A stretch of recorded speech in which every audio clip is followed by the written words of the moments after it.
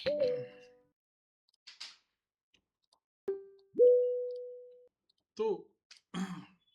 Last day जब हम लोगों ने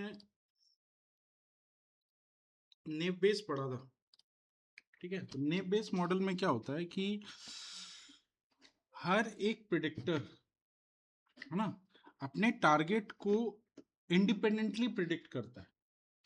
आपके पास जितने प्रिडिक्टर्स हैं सभी अपने टारगेट को इंडिपेंडेंटली प्रिडिक्ट करेंगे और लास्ट में हम उसको कंबाइन करके प्रिडिक्शन एक फाइनल आउटपुट हम लोग निकालेंगे, ठीक है। अब इंडिपेंडेंटली का मतलब एक फीचर का दूसरे फीचर से कोई मतलब नहीं है। They are no relation in between features, feature के बीच में कोई रिलेशनशिप नहीं। बट डिसीजन ट्री ऐसा नहीं। डिसीजन ट्री क्या करता है, आपके फीचर्स को कंबाइन करके अपना आउटपुट प्रिडिक्ट करता है। मतलब हर एक फीचर इंपॉर्टेंट है, ठीक है। वो अपने टारगेट को इंडिविजुअली प्रिडिक्ट नहीं करते, वो टारगेट को प्रिडिक्ट करते हैं on the basis of all features combined. जितने भी फीचर आपके पास 5 फीचर्स हैं, 5 प्रिडिक्टर्स हैं, तो पांचों को कंबाइन करके वो आपका आउटपुट निकाल के देगा। प्रोसेस क्या है इसका काम करने का, चलिए समझते हैं।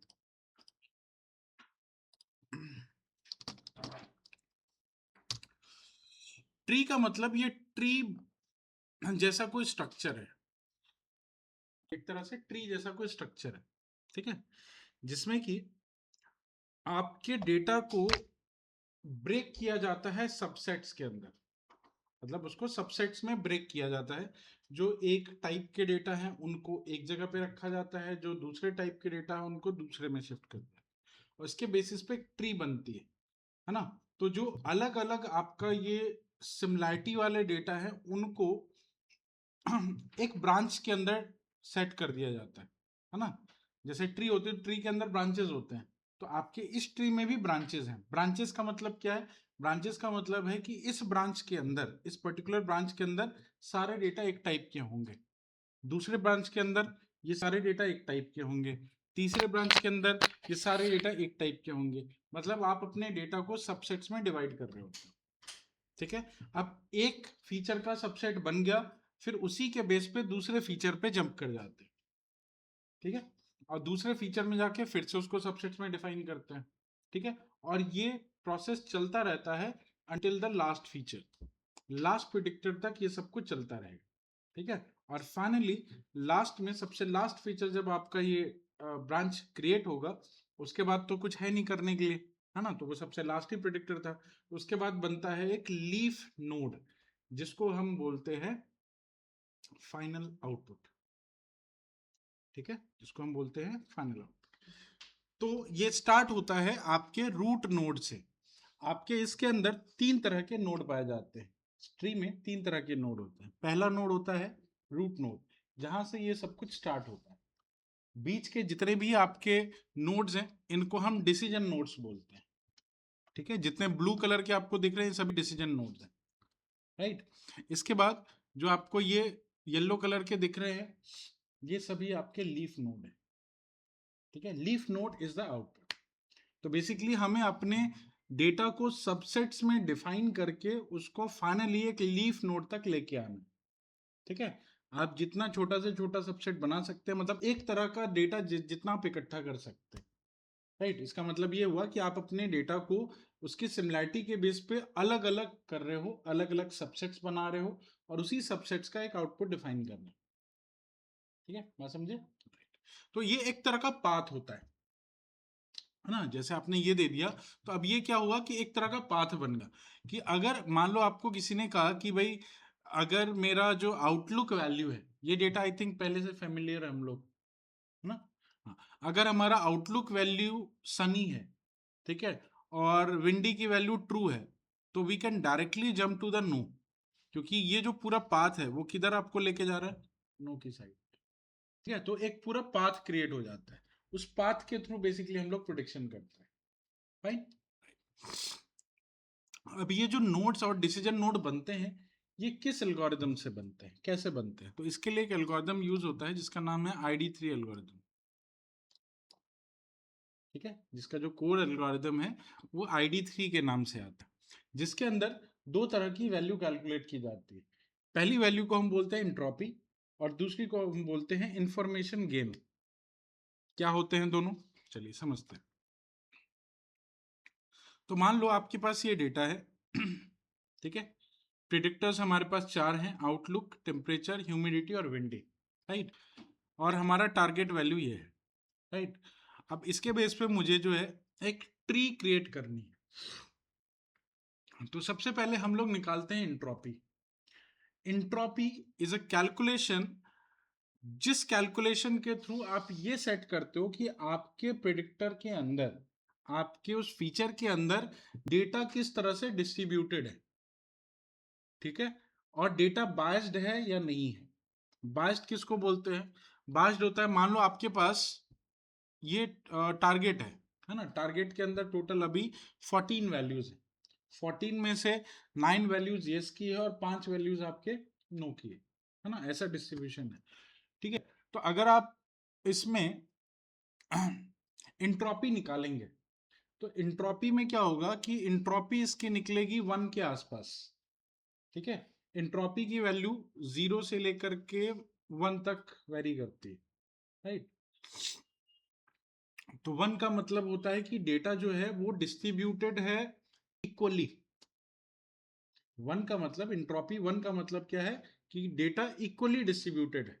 अगर आपको 10 डेटा दिया गया तो 5 डेटा एक पर्टिकुलर क्लास में है, 5 डेटा दूसरी क्लास में है, तो इक्वली डिस्ट्रीब्यूटेड है। तो जब डेटा आपका इक्वली डिस्ट्रीब्यूटेड है तो प्रोबेबिलिटी भी इक्वल होगी, है ना। दोनों के प्रोबेबिलिटी भी इक्वल होगी। जैसे इसमें यस और नो है, तो यस अगर 14 में से 7 यस हो जाए और 7 ही नो हो जाए तो इस पूरे डेटा की जो यस की प्रोबेबिलिटी होगी वो सेम होगी और नो की प्रोबेबिलिटी सेम होगी, 0.5 0.5, है ना, ऐसा करके, ठीक है। तो इसका मतलब कि आपके डेटा की प्रोबेबिलिटी इक्वल हो जाती है। उस केस में इंट्रोपी होता है 1। उस केस में इंट्रोपी होता है 1। इंट्रोपी का फॉर्मूला क्या होता है, इंट्रोपी का फॉर्मूला होता है -p log p -q log q, जिसमें बेस होता है 2 का, ठीक है। अब मान लो कि मैंने बोला कि मेरी यस और नो के आने की प्रोबेबिलिटी सेम है, मतलब दोनों में टोटल 7 वैल्यूज हैं, 7 यस के हैं और 7 नो के हैं। आने की प्रोबेबिलिटी 0.5, इसके भी आने की प्रोबेबिलिटी 0.5। अगर मैं प्रोबेबिलिटी पे जहां p लिखा वहां 0.5 सेट कर दूं, p का मतलब क्या है, प्रोबेबिलिटी ऑफ सक्सेस।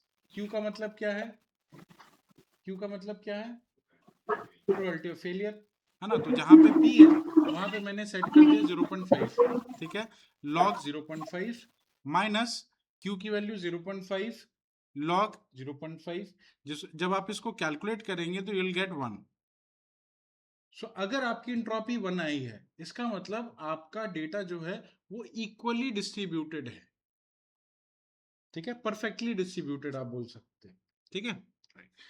अगर आपका, सर हाँ जी, सर इसमें भी डाटा डिस्ट्रीब्यूट होता है, इसमें डेटा स्टोर होता मतलब डिस्ट्रीब्यूट होता है इसमें हम 60 वो नहीं 70 नहीं नहीं 30 या नहीं नहीं 80-20 करता है। नहीं नहीं नहीं, डिस्ट्रीब्यूट करते नहीं है, हम डिस्ट्रीब्यूशन डिफाइन करते हैं बस। इंट्रोपी की वैल्यू अगर 1 आ गई, दैट मीन्स हमारा जो डेटा है वो परफेक्टली डिस्ट्रीब्यूटेड, आधा आधा आप उसको कर सकते हैं, हाफ हाफ हाफ ब्रांचेस में डिवाइड कर सकते हैं। हाफ ब्रांच एक साइड चला जाएगा, हाफ ब्रांच एक साइड, मतलब हाफ डेटा एक ब्रांच में चला जाएगा, हाफ डेटा दूसरे ब्रांच में चला जाएगा, ठीक है। ओके मतलब हम ये चेक करते हैं कि बेसिकली हम किस प्रिडिक्टर के थ्रू सबसेट बना सकते हैं, क्योंकि अगर आपका डेटा सही तरीके से डिस्ट्रीब्यूटेड ही नहीं है तो आप उसको सबसेट में डिवाइड कैसे करोगे। जैसे मान के चलो कि मैंने बोला कि मेरे को यहाँ पे ओवरकास्ट का, यहाँ जो आपके आउटलुक के अंदर ओवरकास्ट होगा एक, ठीक है। ओवरकास्ट का चेक करना है कि ओवरकास्ट में यस कितने हैं, नो कितने हैं। देखो ओवरकास्ट यहाँ पे दिख रहा होगा, ओवरकास्ट हाँ का टारगेट ओवरकास्ट है यस है, यस ओवरकास्ट का तो यस है, तो ओवरकास्ट का यस है, तीनों पे यस ओवरकास्ट, है, इसमें नो है ही नहीं। नो है ही नहीं ये तो ही है। ओवरकास्ट को अगर हम उसकी इंट्रोपी निकालें तो उसमें तो नो की तो कोई प्रोबेबिलिटी नहीं आएगी, यस की प्रोबेबिलिटी 100% है ना। इसका मतलब हाँ है इसकी इंट्रोपी अगर हम चेक करें तो इसकी इंट्रोपी आएगी 0। इसकी इंट्रोपी इसलिए 0 आएगी क्योंकि एक तरफ से वो पूरी तरह सब्स्टिट्यूट बायस्ड नहीं हो है। गया है ना। अगर हमारे पास आउटलुक की वैल्यू ओवरकास्ट है तो वी हैव फाइनली यस, हम उसको अलग अलग ब्रांचेस में डिवाइड ही नहीं कर सकते, डिस्ट्रीब्यूशन ही नहीं है, वो तो डिस्ट्रीब्यूशन बायस्ड हो गया ना, पूरा का पूरा यस ही है, तो पूरा पूरा यस है, तो उसको हम ब्रांच में कैसे डिवाइड करें? ब्रांच में तो तब डिवाइड होगा ना जब उसके अंदर डिस्ट्रीब्यूशन होंगे, डिस्ट्रीब्यूशन नहीं है तो हम उसको ब्रांच में कैसे डिवाइड करें? बात समझे? तो अगर हम उसका इंट्रोपी निकालेंगे तो उसकी इंट्रोपी हमें मिलेगी 0, है ना? अगर हम इसको ओवरकास्ट को चेक करें तो इंट्रोपी प्रोबेबिलिटी कितनी होगी यस की? 1, यस की प्रोबेबिलिटी 1 हो गई, लॉग 1 माइनस 0, क्यों प्रोबेबिलिटी ऑफ फेलियर 0 है इसमें, लॉग 0 कितना हो गया? तो ये log 1 0 होता है, log 1 की वैल्यू 0 होती है, तो -1 मल्टीप्लाई बाय 0, 0 हो गया ये, minus 0 multiply by log 1, log 0 sorry, log 0, ये भी 0 हो गया, तो 0 माइनस 0 ये पूरा 0 हो गया, मतलब इंट्रोपी हो गई 0। तो अगर आपका डेटा पूरी तरह से बायस्ड है तो इंट्रोपी क्या है? 0। मतलब आप उसको फर्दर बांट ही नहीं सकते अलग अलग ब्रांचेस में, तो आप उसका लीफ नोड बना देते हैं, ठीक है? तो ये जो ऊपर आपको ट्री दिख रही है, इस ट्री में आप देखोगे ओवरकास्ट का सीधा आउटपुट हमने डिफाइन किया है यस, क्योंकि उसको ब्रांच में हम डिवाइड ही नहीं कर पाएंगे, क्योंकि उसका डिस्ट्रीब्यूशन नहीं है ना, उसका डिस्ट्रीब्यूशन यस पे ही सेट है पूरा का पूरा, नो तो है ही नहीं, तो उसका इंट्रोपी ही 0 निकलेगा आपका। तो एक्चुअली में हमें करना ये है कि हम जब अपने डेटा को डिवाइड कर रहे होते हैं तो मैक्सिमम नंबर ऑफ इंट्रोपी से 0 इंट्रोपी पर लेके आते हैं। फाइनल आउटपुट डिफाइन करने का मतलब क्या है? फाइनल आउटपुट डिफाइन करने का मतलब है कि हमारे सारे सबसेट्स अब क्लियर हो गए, अब उसके बाद इंट्रोपी हम निकालेंगे तो अब 0 निकलेगी इंट्रोपी, तो हम 1 इंट्रोपी से 0 इंट्रोपी की तरफ ट्रैवल कर रहे होते हैं। मतलब जब तक उसका एंड पॉइंट नहीं आता ये राइट, मतलब वो एक्सपेंड एक्चुअली होता क्या चला है, आप जो जाएगा। ट्री बना रहे हो उस ट्री का मेन पर्पस है कि हमारा डिस्ट्रीब्यूशन 1 इंट्रोपी से 0 इंट्रोपी तक पहुंच जाए। 1 इंट्रोपी का मतलब इक्वल डिस्ट्रीब्यूशन, और 0 इंट्रोपी का मतलब नो नो डिस्ट्रीब्यूशन, डिस्ट्रीब्यूशन। मतलब एक परफेक्ट सबसेट बन गया आपका, समझे? तो हम 1 से 0 की तरफ आ रहे होते हैं, उसी के बीच में आप ब्रांचेस बनाते हो, समझे? क्लियर हुआ? तो ये है इंट्रोपी की कैलकुलेशन। अब जैसे मुझे इंट्रोपी कैलकुलेट करना है, तो इंट्रोपी कैलकुलेट करने के लिए अभी जैसे मुझे प्ले गोल्फ का देखना है, बस प्ले गोल्फ का मतलब सिर्फ इसका, तो इसमें टोटल नंबर ऑफ यस है 9 और टोटल नंबर ऑफ नो है 5।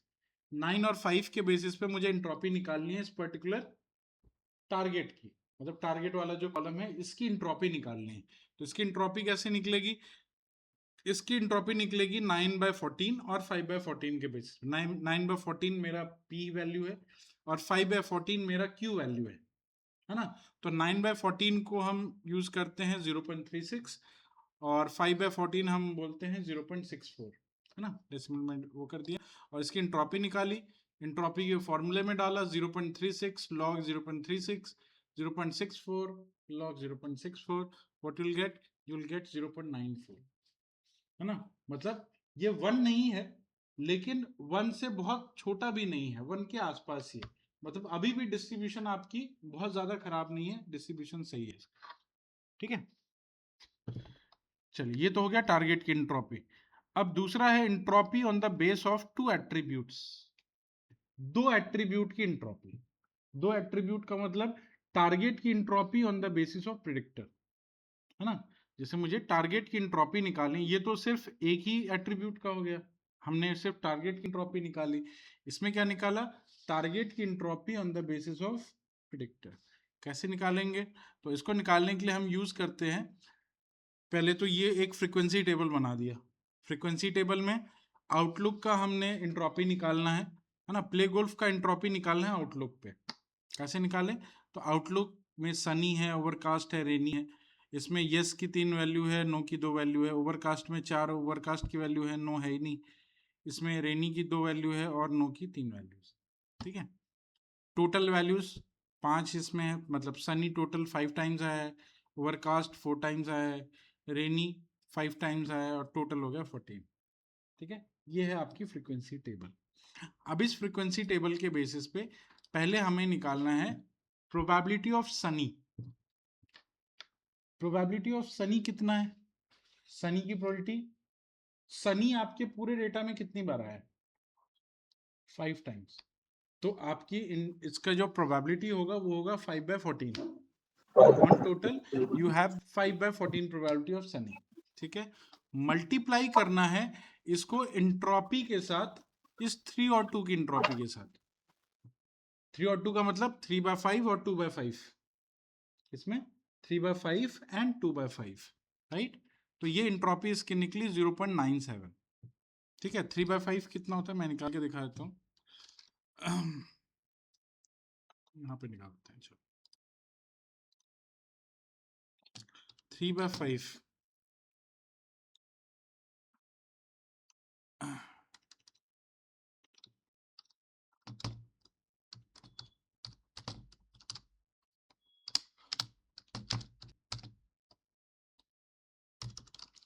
ठीक है, इसमें टोटल सनी की प्रोबेबिलिटी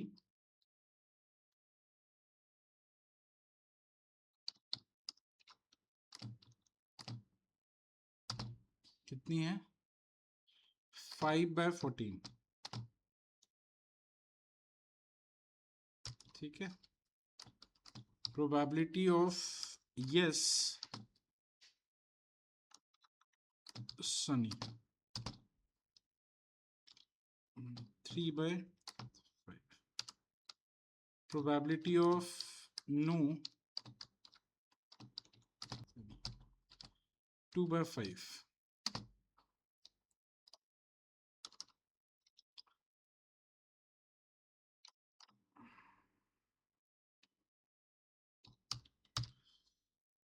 तो सनी की प्रोबेबिलिटी 0.35। ठीक है, और प्रोबेबिलिटी ऑफ यस 0.6 और प्रोबेबिलिटी ऑफ नो 0.4। मतलब ये 0.4 है ना, ये 0.6 है और ये 0.3 के आसपास। ठीक है, ये हो गए आपकी 3 वैल्यू। अब इंट्रोपी निकालते हैं।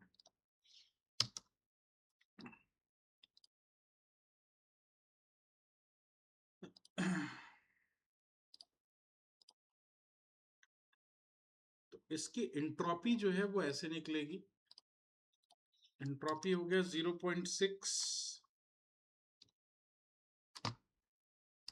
जो कि हमारा पी वैल्यू है, np डॉट लॉग, लॉग कौन सा, बेस 2। ठीक है, log 2, और इसमें हम डाल देते हैं प्रोबेबिलिटी ऑफ यस। ठीक है, इसके आगे लगा देते हैं माइनस, फिर से लिखते हैं माइनस क्यू की वैल्यू मतलब 0.4,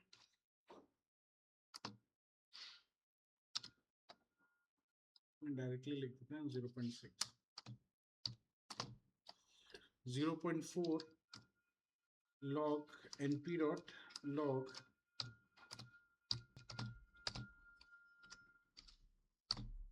2 ब्रैकेट के अंदर 0. इसका आउटपुट कितना है 0.9। यहाँ पे क्या है 0. ठीक है, तो इंट्रोपी निकली इसकी 0.97।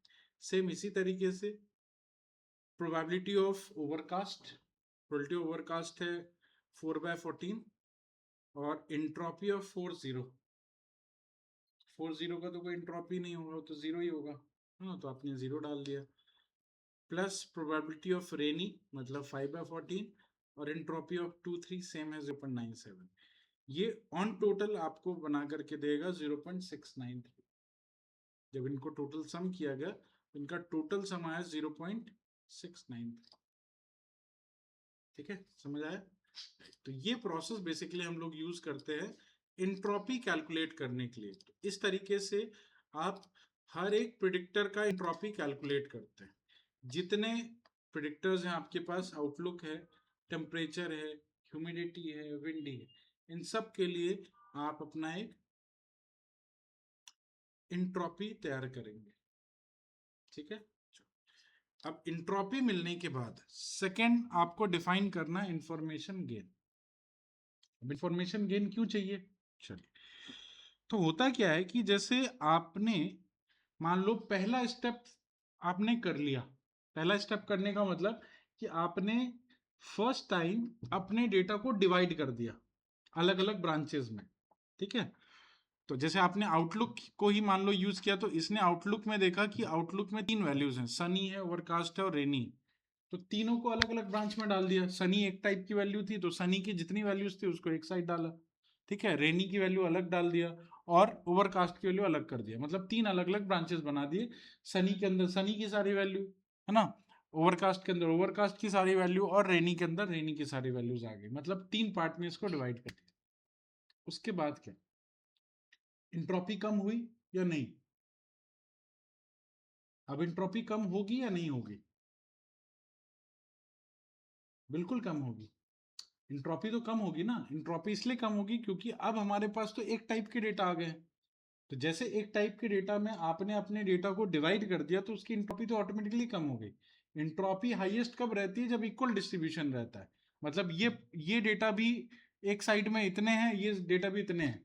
अब आपने एक टाइप का डेटा एक जगह पे रख लिया तो इंट्रोपी तो कम कर दिया उसने। ठीक है, अब इंट्रोपी जो कम हुई वो किसके बेसिस पे हुई है? तो ऑब्वियसली हम लोग रिलेटिव जो यूज कर रहे हैं वो तो टारगेट के बेसिस पे कर रहे हैं। हर एक चीज तो टारगेट के बेसिस पे चल रहा है। हम तो टारगेट के बेसिस पे ही यहाँ पे हम इंट्रोपी निकाल रहे हैं ना। हमने जो इंट्रोपी निकाली, ये इंट्रोपी टारगेट के बेस पे ही तो था।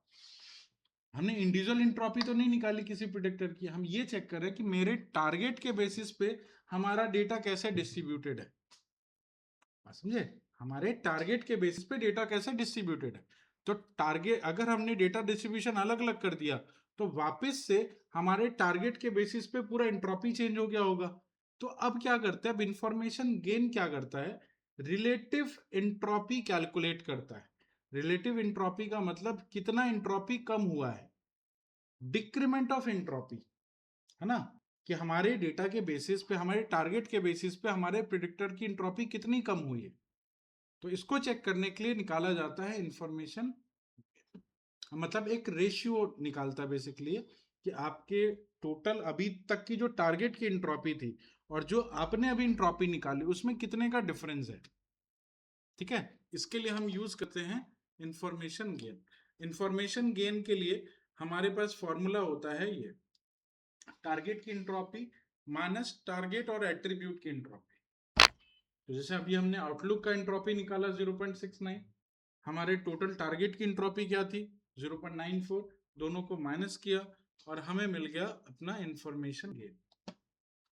ठीक है, तो अब जो हमारा ब्रांच बनता है उस ब्रांच को बनाने के लिए आप इंफॉर्मेशन गेन का यूज करते हैं। मतलब रिलेटिव इंट्रोपी, आप इसको रिलेटिव इंट्रोपी बोल सकते हैं कि कितनी इंट्रोपी आपकी कम हुई टारगेट के बेसिस पे, है ना। तो अगर इंट्रोपी आपकी बहुत ज्यादा कम हो गई मतलब अब आप फाइनल नोड की तरफ बढ़ रहे हैं। ठीक है, और इंट्रोपी बहुत ज्यादा कम नहीं हुई मतलब अभी भी इसके ब्रांचेस बनाए जा सकते हैं। तो आप उसके लिए बनाते हैं इंफॉर्मेशन गेन। तो फाइनल कैलकुलेशन आपकी इंफॉर्मेशन गेन की है। आप हर एक जितने भी प्रिडिक्टर्स हैं सबके लिए इंफॉर्मेशन गेन डिफाइन करते हैं।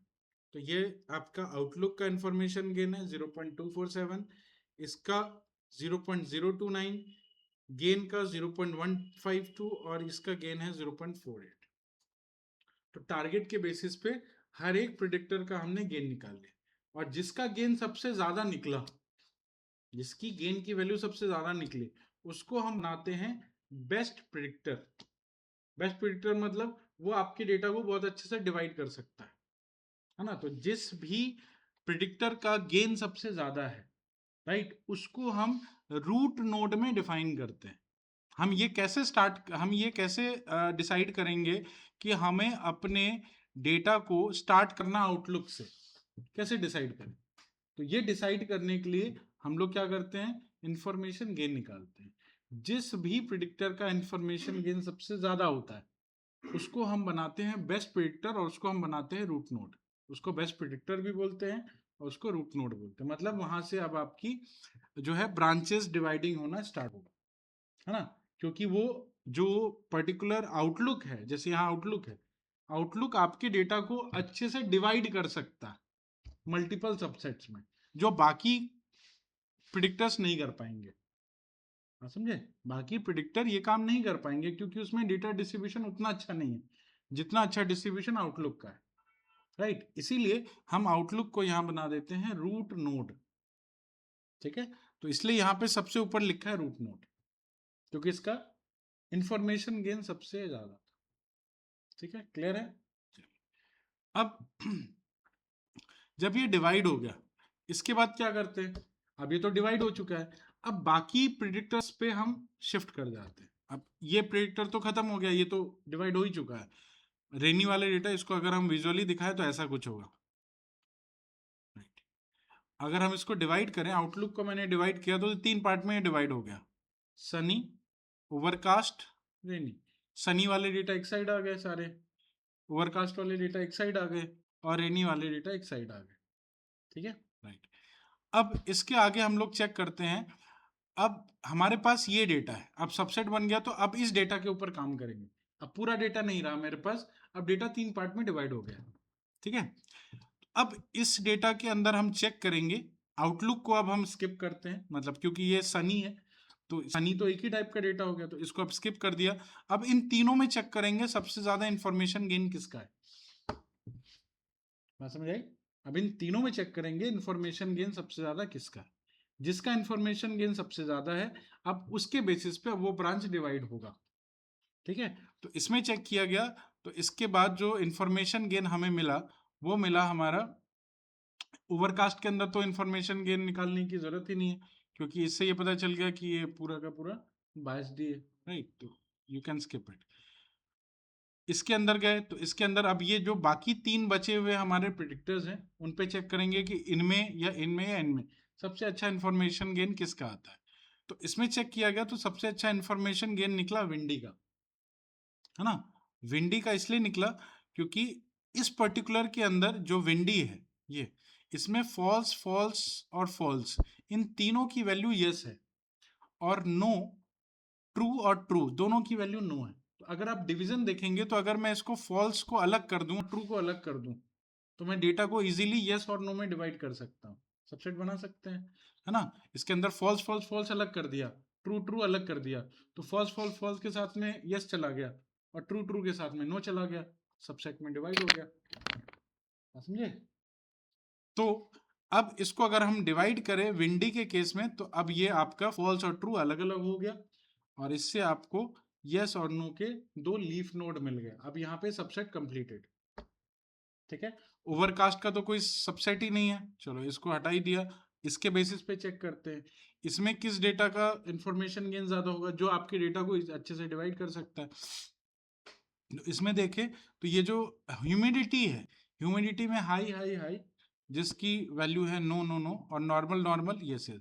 मतलब अगर इसको, इस पर्टिकुलर रेनी को अगर हम आगे एक्सपैंड करें ह्यूमिडिटी के उसमें, तो सबसेट आप इजीली बना सकते हैं, है ना, जिसमें हाई हाई हाई, जिसमें आपको 3 टाइम्स नो, मतलब जितनी बार हाई आया है, हाई के केस में आपको नो ही मिला है, मतलब आपको लीफ नोड मिल गया नो का। नॉर्मल नॉर्मल के लिए आपको यस यस मिल गया, मतलब आपको लीफ नोड मिल गया। उसके बाद आपको ब्रांचेस बनाने की जरूरत ही नहीं है, अब आपका ब्रांचेस क्रिएट। तो अब आपका ये फाइनल इस तरह का ट्री क्रिएट हो, ठीक है, बात समझ आई। तो हमने बेसिकली अपने डेटा को एक ब्रांच से, एक पर्टिकुलर प्रिडिक्टर से मल्टीपल ब्रांचेस में कन्वर्ट किया, उस मल्टीपल ब्रांचेस के थ्रू बाकी प्रिडिक्टर्स को देखा, उसके ब्रांचेस कन्वर्ट किए, और इस तरह से हमने अपने डेटा का एक लीफ नोड प्रोड्यूस कर दिया, और लीफ नोड था आपका आउटपुट, ठीक है, बात समझ आई। सो इस तरीके से बेसिकली आपका डिसीजन ट्री काम करता है, ठीक है। बट यहाँ पे तो सारे डेटा फ्रीक्वेंसी बेस पे हैं, मतलब कैटेगोरिकल है। न्यूमेरिकल होगा तो क्या होगा, तो जितनी प्रोबेबिलिटीज आप निकाल रहे हो वो सारी प्रोबेबिलिटीज आपके नॉर्मल डिस्ट्रीब्यूशन से निकाली जाएगी। ठीक है, जो प्रोबेबिलिटी अभी हम लोग फ्रीक्वेंसी बेस पे निकाल रहे हैं वो सारी प्रोबेबिलिटी कैसे निकलेगी, नॉर्मल डिस्ट्रीब्यूशन से। ठीक है, चलिए ठीक है। अब ऐसा भी तो हो सकता है कि आपके ट्री के अंदर सबसेट्स बने ही ना, मतलब बन तो जाए लेकिन बनते बनते आपका जो फाइनल नोड है ना, फाइनल नोड तक आते आते उसके बहुत सारे ब्रांचेस बन जाए, ऐसे भी तो पॉसिबल है ना। सब बेसिकली इसका फंडा क्या है कि इसको सबसेट में डिवाइड करना है। अब कई बार सबसेट बन नहीं पाता, मतलब एक तरह का डेटा एक जगह पे इकट्ठा नहीं हो पाता। ठीक है, उसको फिर से, क्योंकि हम सब कुछ तो टारगेट के बेसिस पे कर रहे हैं, तो टारगेट जो है वो एक तरह का होना चाहिए एक सबसेट के अंदर, है ना। जैसे मैंने यहाँ पे देखा, मैंने क्या बोला, इसका सारा टारगेट यस है, तभी तो ये सबसेट बना है। ठीक है, इसमें इसका सारा डेटा में टारगेट सेम है, इसमें सारे टारगेट सेम है, इसमें सारे टारगेट सेम है, इसमें सारे टारगेट सेम है, तो टारगेट के बेसिस पे बनाया गया है इसको। जो ब्रांचेस बने हैं ये सारे टारगेट के बेसिस पे बने हैं। तो अगर टारगेट के बेसिस पे बन रहे हैं, मान लो ये टारगेट एक जैसा कभी हो ही नहीं पाता, और ये सबसेट बनते बनते ये इतना छोटा सबसेट बन जाता कि लास्ट में आपको जो फाइनल डिसीजन नोड है उसमें सिर्फ एक ही वैल्यू बचती।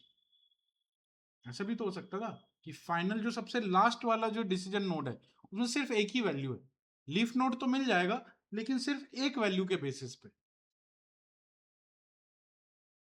ऐसा पॉसिबल है, ऐसा इसलिए पॉसिबल है क्योंकि कई बार डेटा डिस्ट्रीब्यूशन बहुत क्लियर नहीं होता है ना। डिस्ट्रीब्यूशन बहुत अच्छे से नहीं होता कि भाई आप इतना डेटा अलग कर लो, इतना डेटा अलग कर लो। अगर अलग नहीं हो रहा तो दिक्कत ये होगी कि आप छोटा छोटा करते करते इतने ब्रांचेस बन जाएंगे कि लास्ट में सिर्फ आपको एक डेटा मिलेगा और उसी डेटा के बेसिस पे आप आउटपुट निकाल रहे हो, है ना। और आपके डिसीजन नोड का या डिसीजन ट्री का वो सबसे ज्यादा प्रॉब्लमेटिक सिचुएशन, जब आपके पास सबसेट्स के अंदर जो फाइनल सबसेट बना है उस फाइनल सबसेट के अंदर नंबर ऑफ डेटा ही बहुत कम। ठीक है, इससे एक प्रॉब्लम क्रिएट होती है डिसीजन ट्री के अंदर जिसको हम बोलते हैं ओवरफिटिंग। इसमें क्या होता है, ओवरफिटिंग का एक प्रॉब्लम क्रिएट होता है। ठीक है, पहले इसको हम लोग चेक करके देखते हैं। एक कोई छोटा सा डेटा हम लोग फाइनलाइज करते हैं, इसके थ्रू हम लोग निकालेंगे।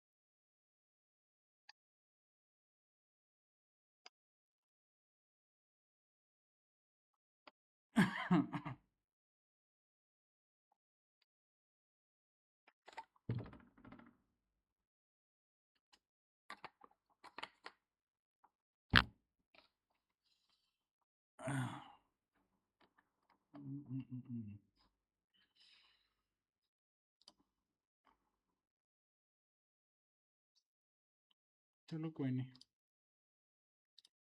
कोई हमारे पास डेटा सेट्स में कौन कौन से डेटा सेट है क्लासिफिकेशन में, डायबिटीज डेटा सेट। चलो इसमें अभी ना जो लोन वाला डेटा सेट है उसमें जेंडर, मैरिड और एजुकेशन, ये 3 कॉलम के बेस पे हम लोग चेक करते हैं बस। तीनों कैटेगोरिकल है, राइट। कैटेगोरिकल के बेसिस पे टेस्ट करते हैं। हमने एक डिसीजन ट्री बनाया। सबसे पहले from import pandas as pd, ठीक है। pd dot read underscore csv हमने डेटा सेट्स में से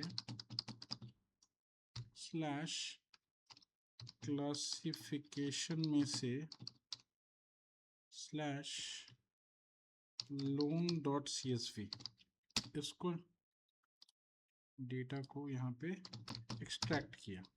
चलिए डेटा मिल गया हमें।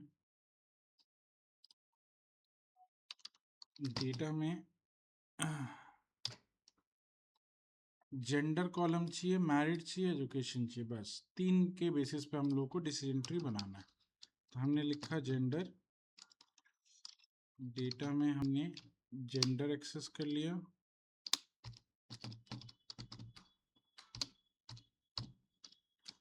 मैरिड,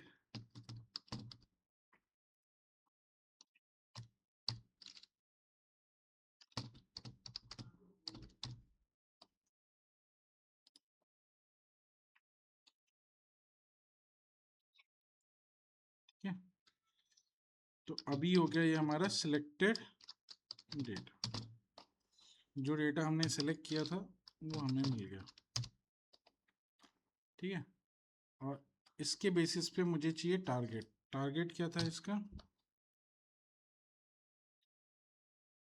इसका टारगेट वैल्यू क्या है? लोन स्टेटस, हाँ हाँ बता रहा हूँ।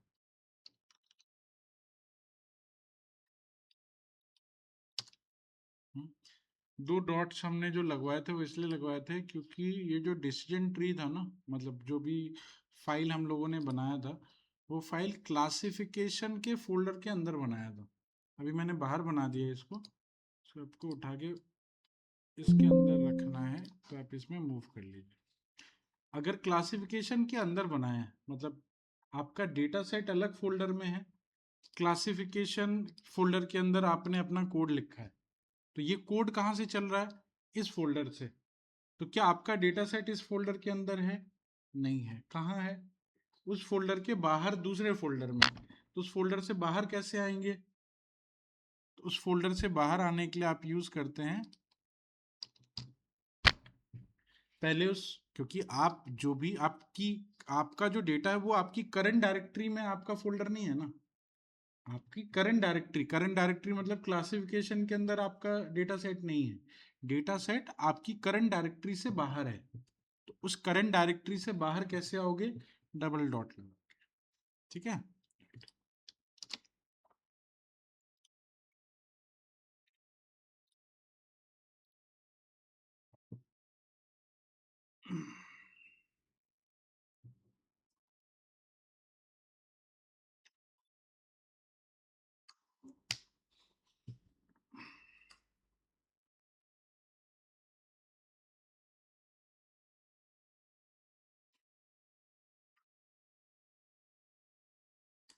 ठीक, डन, ओके। चलिए तो हमारे पास अभी 4 कॉलम्स हैं जिसमें 3 प्रेडिक्टर्स हैं, एक लोन स्टेटस। अब इसको बिना प्रोसेस किए तो यूज कर नहीं सकते, तो इसको पहले प्रोसेस करना होगा। पहले इन तीनों कॉलम को इनकोड करते हैं। तो जो सिलेक्टेड डेटा अभी आपका, इस सिलेक्टेड डेटा का स्टार्टिंग के 3 कॉलम्स जो है आपके पास, इसको डॉट आई लॉग कर दो।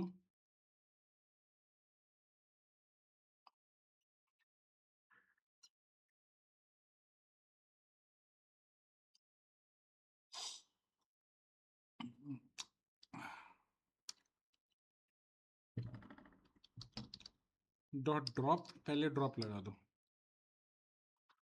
और इसको आप बोल दो ड्रॉप में लोन स्टेटस ड्रॉप करना है। इसको आपने डिफाइन कर दिया as X and you have defined loan status as Y.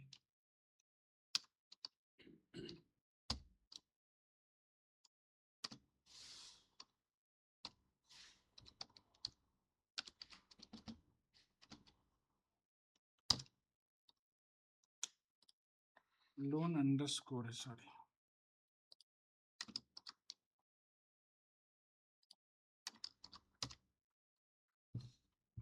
Spelling ठीक है, LOANSTATUS।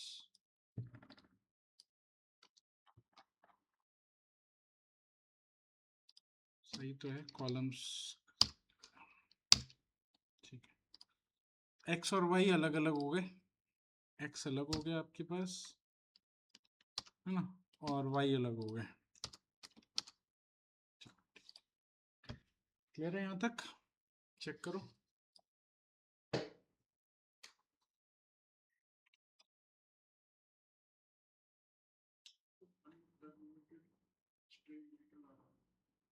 क्या आ रहा है?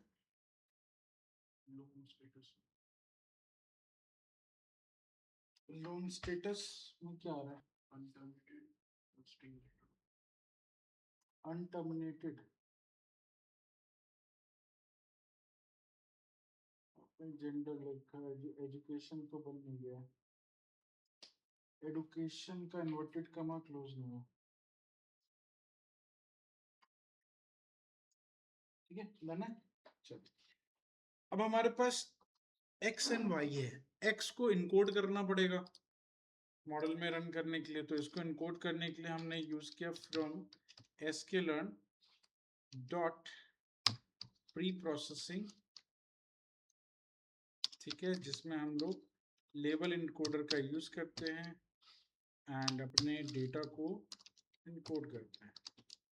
लेबल इनकोडर यूज किया एंड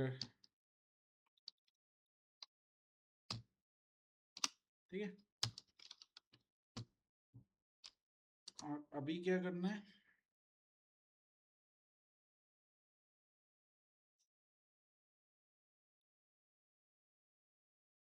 लेबल इनकोडर के लिए आपको लूप लगाना पड़ेगा।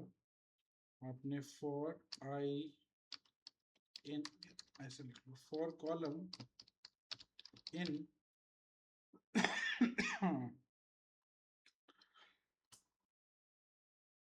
x dot columns, x dot column के ऊपर आपने लूप लगाया, तो जो भी कॉलम की वैल्यू आई उस कॉलम को आपने एक्सेस किया और उसको लेबल इनकोडर के अंदर फिट अंडरस्कोर ट्रांसफॉर्म पे डाल दिया। ठीक है, और सेम इसी कॉलम में डेटा को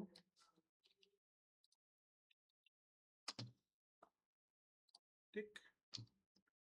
चलिए डेटा चेक करें, x की वैल्यू चेक करें, x क्या है, तो now you do have x where all the values are encoded। Data encode हो गया, ठीक है।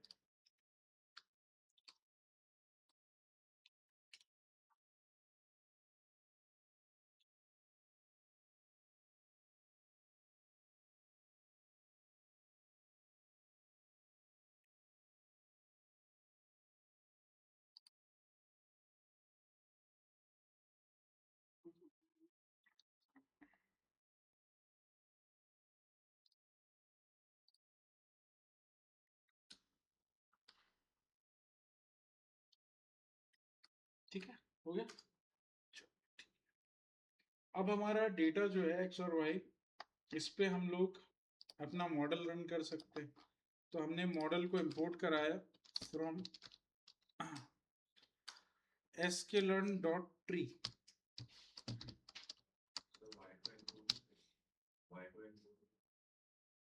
y तो है ही अलग रखा हुआ, y को इनकोड करने की जरूरत नहीं पड़ती। बाय डिफॉल्ट क्लासिफिकेशन मॉडल्स में क्या होता है कि जो टारगेट होता है वो टारगेट आपको इनकोड नहीं करना पड़ता, वो ऑलरेडी करता ही है मॉडल।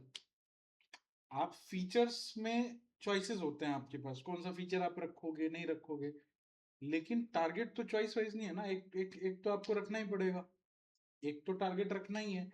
अब वो टारगेट अगर आपका स्ट्रिंग के फॉर्म में है, तो मॉडल को तो पहले से पता है ना कि हमें तो कैलकुलेशन टारगेट पे नहीं करनी है, कैलकुलेशन प्रिडिक्टर पे होता है। टारगेट टारगेट तो हमें निकालना है, टारगेट समझना है, बस उसको टारगेट उसके अकॉर्डिंग बस ये रियलाइज करना है, इस प्रिडिक्टर के अकॉर्डिंग ये टारगेट है, ठीक है। तो उसको अगर वो न्यूमेरिक फॉर्म में नहीं भी रखेगा तो भी कोई दिक्कत नहीं, क्योंकि टारगेट के बेस पे उसको कोई काम नहीं करना है। उसको जो भी काम करना है, जो भी कैलकुलेशंस रन करनी है, वो प्रिडिक्टर के बेसिस पे रन करनी है। तो टारगेट को अगर आप छोड़ भी दोगे तो भी वो काम करेगा एज इट इज, ठीक है। टारगेट किसी कैलकुलेशन का हिस्सा नहीं होता ना, target is only to determine कि ये मेरा आउटपुट है, that is the only thing. From sklearn.tree, और इसमें हमने इंपोर्ट कर दिया decision tree classifier. Decision tree classifier को हमने कॉल कराया, हमने इसको नाम दिया मॉडल, और मॉडल पे हमने फिट कर दिया अपना एक्स एंड वाई।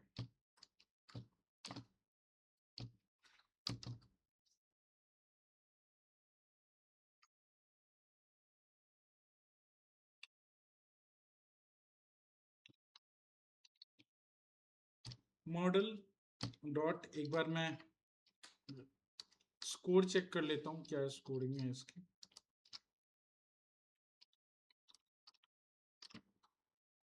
स्कोर निकाल के दिया 68%, स्कोरिंग निकाल के इसने दिया 68%। What does that mean? 68% accurate है ये, राइट। और मुझे अब ट्री देखना है, ट्री कैसा है, तो ट्री को आप प्लॉट भी कर सकते हैं। उसके लिए आपको एक फंक्शन मिलता है प्लॉट ट्री के नाम से। आपने लिखा प्लॉट ट्री, और जो भी मॉडल है उसको आपने इसके अंदर पास कर, ये बन गया आपका ट्री। चेक करें ट्री कैसा है, ये ट्री है हमारा।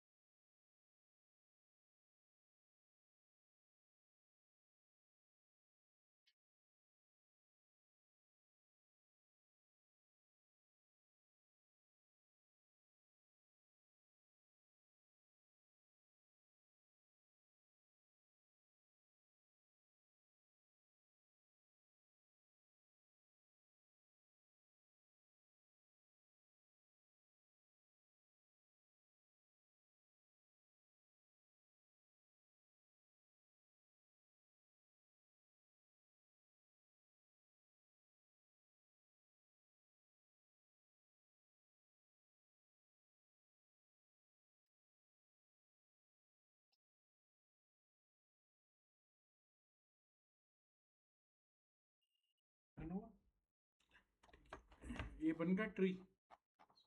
प्लॉट करो ट्री को, करके देखो। ठीक है, अब इस ट्री में क्या क्या है? तो इस ट्री में बेसिकली आपको ये दिया गया है कि आप जो भी इसको ट्री को थोड़ा बड़ा करके देखेंगे, कुछ ऐसा है।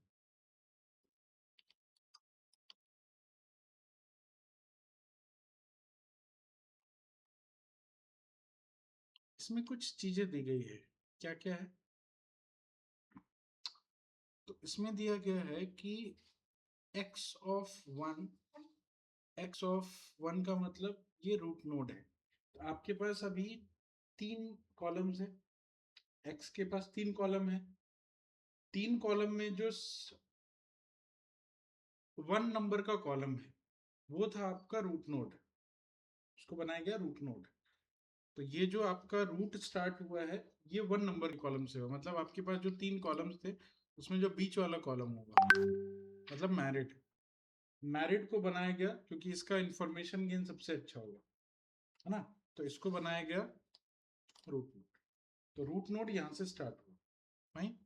अब अब क्या हुआ कि जब इसको डिवाइड किया गया तो डिवाइड करने के बाद सैंपल्स 2 अलग अलग तरीके से डिवाइड हुए, जिसमें कि 192 वैल्यू जो है, मतलब इसमें टोटल 614 सैंपल्स थे, है ना। और 614 सैंपल में से 192 सैंपल इधर चले गए, ठीक है। और इधर आपको मिल गए 422 सैंपल, ऐसे डिवाइड हो गया नंबर ऑफ सैंपल्स, ऐसे डिवाइड हुआ ना। टोटल सैंपल है 614, 614, 814, 614 है, 614, ठीक है। जिसमें 2 वैल्यूज थी, एक थी 192 और 422, ठीक है। अब जो डिवाइड हुआ तो आधा आधा इधर 192 वैल्यूज इतने हो गए और इसमें चला गया 401। इसमें नंबर ऑफ सैंपल ज्यादा क्यों बता रहा है? 213 बता रहा है, इसमें 401 बता रहा है। 401 प्लस 213 कितना होता है? अच्छा, सैंपल डिवाइड हुआ 401 और 213 के अकॉर्डिंग। 213 वैल्यू यहाँ पे आ गई और 401 वैल्यू यहाँ पे आ गई, ठीक है। मतलब सैंपल को उसने 2 पार्ट में डिवाइड कर दिया, ठीक है। अब सेकंड जो आपका x ऑफ 0 है ना। x ऑफ 0 के अंदर 213 सैंपल्स थे और x ऑफ 2 के अंदर 401 सैंपल्स थे, ठीक है। और इसने जब इसको डिवाइड किया तो अभी हो गया आपके पास टोटल x ऑफ 2 के इसमें जो सैंपल बने, मतलब इसका जो नेक्स्ट वो है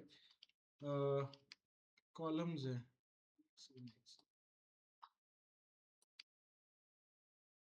ये हो गया आपका रूट नोड। रूट नोड के बाद इसके ऊपर इसने बनाया डिसीजन नोड, x0 के ऊपर बनाया इसने डिसीजन नोड, इसमें टोटल 213 सैंपल है।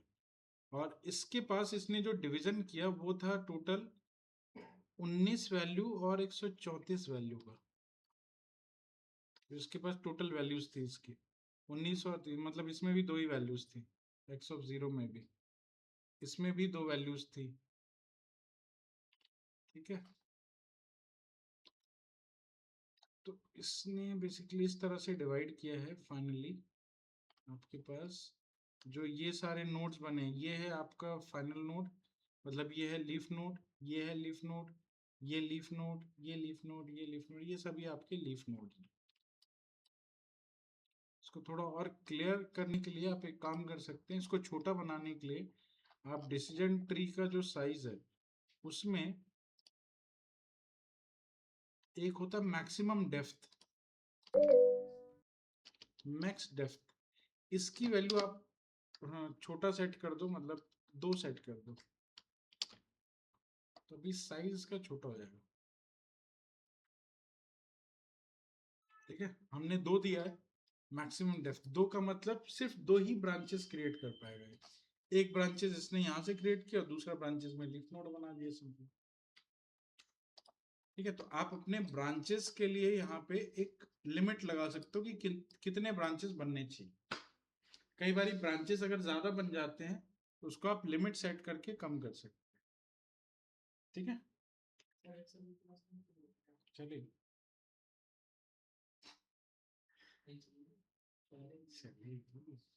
ठीक है, इसको करते हैं हम लोग नेक्स्ट क्लास में।